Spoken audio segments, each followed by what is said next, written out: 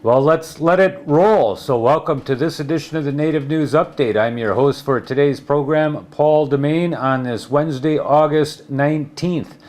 Many of the news stories right here can also be found at our website at IndianCountryNews.com. Here are the news stories for the day from Off the Wires and other Native American news sources.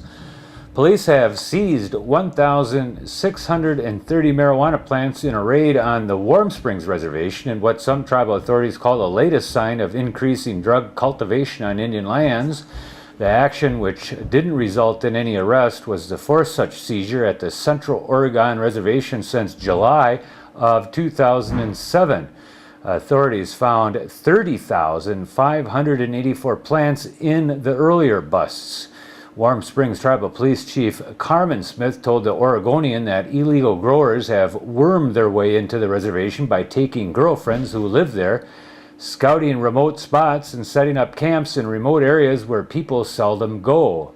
Like other tribal police agencies, Smith's department focuses on police in his town and nearby neighborhoods, and the drug growers try to exploit the holes in that coverage.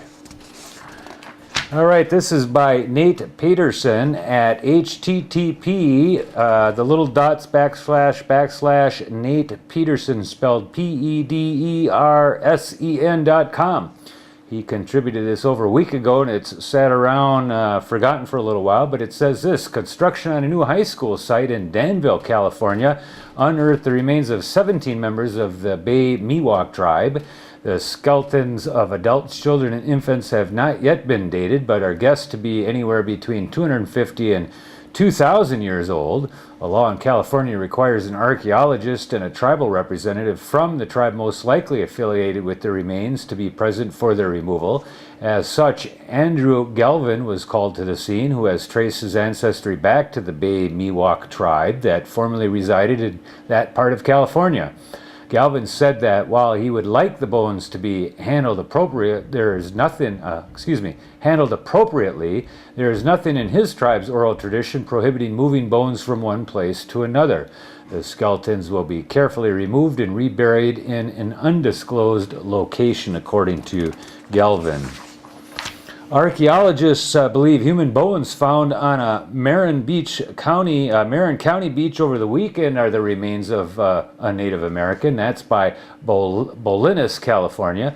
A couple found the skeletal remains this last Sunday while hiking on a beach north of that city. Officials from the National Park Service said after studying the remains this Monday, an archaeological team from Point Reyes National Seashore determined the bones, which included a skull and spinal vertebrae and some bone fragments, were that of an American Indian. Park spokesman John Del Oso said there are more than 120 known archaeological sites in that area. The tribes of the lower Klamath River have since ancient times decorated themselves with the condor feathers when they performed the dances designed to heal a world gone wrong. Now the Yurok are using modern science in hopes of restoring condors, which have not soared above the northern coast of California since around 1914. If they establish that condors can survive here in Oric, California, and get federal permission to introduce the birds from a captive breeding program, it would be the first restoration of condors in the northern half of its historic range, and a stepping stone to condors soaring over Oregon and Washington. Lewis and Clark collected some of those condors when they were trekked down the Columbia River 100 and some years ago. With a $200,000 grant from the U.S. Fish and Wildlife Service, the tribe is trapping turkey vultures to test for lead poisoning from eating the remains of deer and elk contaminated by lead bullets, and cutting plugs of blubber from dead sea lions to measure the legacy of DDT pesticides. These tests will help determine potential toxic threats to the condors. Researchers from Oregon State University and the Oregon Zoo are computer mapping areas throughout the Northwest where condors can nest in big trees and rocky cliffs and soar over steep hillsides with the kind of sustained winds that draw hang gliders as well.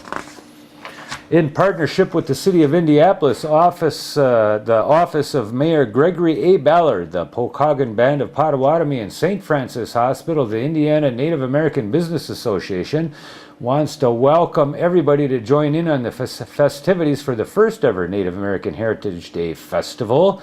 This event is to celebrate the modern and thriving Native American cultures in the state of Indiana.